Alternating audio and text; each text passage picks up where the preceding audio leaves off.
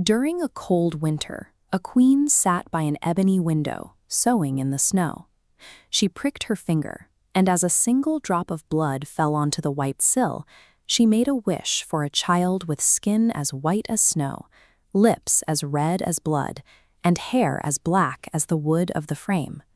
The queen gave birth to a daughter who matched that vision exactly, but the mother died shortly after. A year later, the king married a new queen. This woman was beautiful, but she was defined by an absolute, cruel pride that could not tolerate any competition.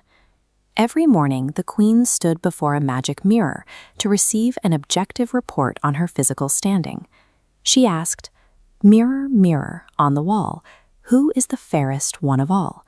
As long as the mirror named her the superior, she was satisfied. This graph illustrates the inevitable collision. As Snow White grows, her beauty metric climbs steadily. By the age of 7, the lines intersect. When the queen asks her daily question, the mirror provides a new data point. Snow White has officially surpassed her. The queen's passive vanity immediately transforms into a targeted hatred. She can no longer stand the sight of the girl. Her envy becomes the primary driver of her life, growing more intense every day until she decides the child must be removed. This is the central engine of the story. Snow White isn't a simple conflict of good versus evil, but an intellectual thriller exploring how a narcissistic obsession reacts when it is confronted by a superior, undeniable truth. The queen's first attempt at murder is detached. She orders a huntsman to take the child deep into the woods, kill her, and return with her heart as physical evidence that the threat has been neutralized. When they reach the thicket, the girl's innocence becomes her only shield. She weeps and begs for her life, promising to never return to the castle. Moved by her distress, the huntsman lets her go and kills a wild boar instead, bringing its heart back to the queen as a decoy. Snow White flees through the dark, looming trees until she stumbles into a clearing. There, she finds a miniature, perfectly ordered house. It is a symmetrical sanctuary where everything is sized for 7 people.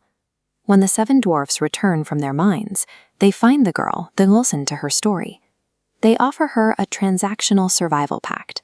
She can stay and be protected from the queen, provided she handles the cooking, cleaning, and domestic upkeep of the home. Back at the palace, the queen believes she has won.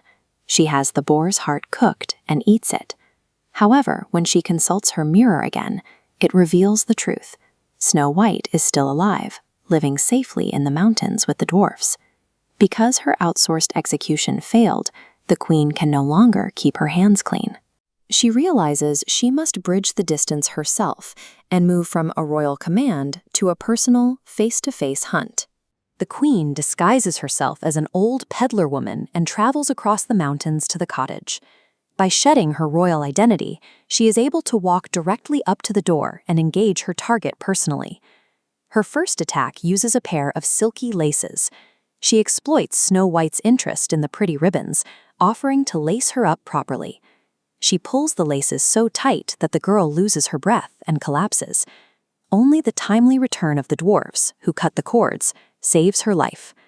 For the second attempt, the queen uses a poisoned comb. It is a chemical strike disguised as a beauty accessory. When Snow White allows the peddler to brush her hair, the poison enters her system the moment the teeth touch her scalp. Again, she falls, and again, the dwarves pull the object out just in time. The dwarves are now fully aware of the queen's persistence. They issue a final, explicit warning. Snow White must never open the door to anyone, no matter how harmless they seem. To bypass this new caution, the queen creates a biological trap, a beautiful red and white apple. As the diagram shows, the red side is poisoned while the white half is safe.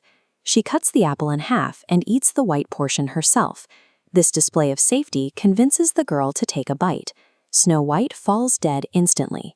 When the dwarves return, they cannot find a cord to cut or a comb to remove. They try every remedy they know, but the girl does not wake. They eventually place her in a glass coffin on the mountainside so they can keep watch over her. By repeatedly hunting the girl herself and refining her methods, the queen finally bypassed the dwarves' warnings and the girl's own caution.